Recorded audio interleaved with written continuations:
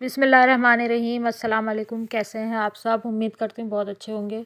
तो जी आज मेरे सारा दिन की जो रूटीन है वो मैं आपसे शेयर कर रही हूँ। और ये मैं साग लेकर आई थी, तो ये मैं साग एक दिन पहले ही बना के मैंने रखा था। और उसके बाद मैंने ये गैस नहीं आ रही थी, तो ये 2 दिन हो गए इसको बनते हुए। तकरीबन ये 2 दिन के बाद ये साग कंप्लीट हुआ था, तो ये मैंने आपके साथ शेयर किया है। मैं सारा दिन हो गया था मुझे यही बनाते हुए। तो साग की रेसिपी तो मैंने आपको दी हुई है, तो इसकी रेसिपी मैं आपको नहीं दूंगी। और साग हमारे घर में जो है वो सबको तकरीबन बहुत पसंद आता है और बहुत मज़ेदार बनता है। आप भी अपने घर में ज़रूर, अगर जिसके यहाँ नहीं बनता है वो ज़रूर ट्राई करें। वैसे तो सर्दियों में सभी के घर में साग बनता है। और मैं सारा दिन ऐसे ही मसरूफ़ियात में अपना दिन गुजारती हूँ, क्योंकि मेरी तबीयत ठीक नहीं रहती है, तो मैं काम करती रहती हूँ, तो मुझे तबीयत का एहसास नहीं होता। और जैसे ही मैं फ़ारिग होके बैठती हूँ तो फिर मेरे कहीं न कहीं दर्द ज़रूर उठता है या कोई और मसला होता है, तो इसलिए मैं अपने आप को काम में मसरूफ़ रखती हूँ। तो इस तरह तकलीफ़ का एहसास नहीं होता मुझे।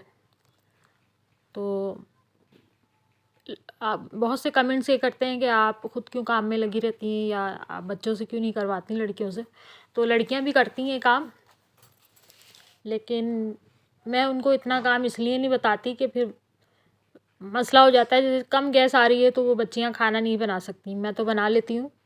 आजकल गैस का भी बहुत मसला हो रहा है सर्दियों में, अक्सर होता है सर्दियों में, तो हमारे यहाँ होता नहीं था, लेकिन ये 2 साल से हो रहा है हमारे घर में मसला गैस का।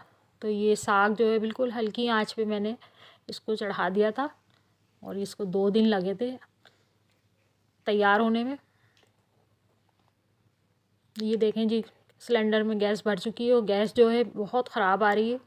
इतनी महंगी भी है और ख़राब भी है। इससे बर्तन भी काले हो रहे हैं और हाथ पाँव भी काले हो जाते हैं पकाते हुए। और ये मैंने सिर्फ रोटी के लिए रखा हुआ है, बाकी तो गैस आ रही है, हल्की सी आती है, तो उस पर हंडिया तो बन जाती है, लेकिन रोटी बनना बहुत मुश्किल है। तो ये मैंने गैस सिलेंडर की वजह से बच्चों के ना कि वो इस्तेमाल ना करें, मुझे डर लगता है, तो मैं सिलेंडर पे ख़ुद ही काम करती हूँ। और मैंने ये नीचे रख लिया है, और नीचे बिल्कुल आराम से रोटी बन रही है, क्योंकि ऊपर जगह नहीं है सिलेंडर रखने की। ये बिल्कुल सही रखा हुआ है। तो जी ये संडे का दिन है, और संडे को हम अक्सर सर्दियों में फ़िश बनाते हैं, तो ये काफ़ी दिन के बाद फ़िश आई है।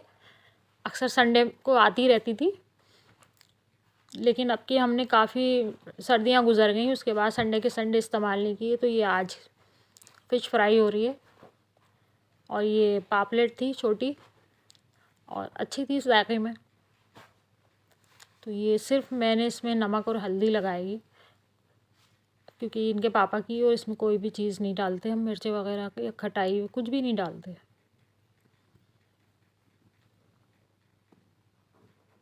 तो ये रात के टाइम हमने फ़िश फ्राई की थी। दोपहर में मटर पुलाव बनाया था, तो मटर पुलाव की भी रेसिपी डली हुई है चैनल पे, तो इसलिए वो भी हमने नहीं शेयर किया आपके साथ। ये देखें, ये दोपहर में ही बनाया था, और ये रात तक चल गए थे चावल। और ये हम घर वालों की मछली है, जिसमें मैंने मसाला लगाया हुआ है।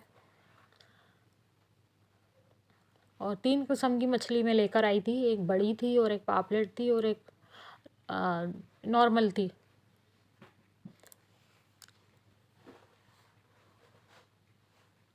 ये पापलेट है जो फ्राई हो रही है, और ये बहुत अच्छी बनी थी, क्रिस्पी बनी थी, बहुत मज़ेदार बनी थी।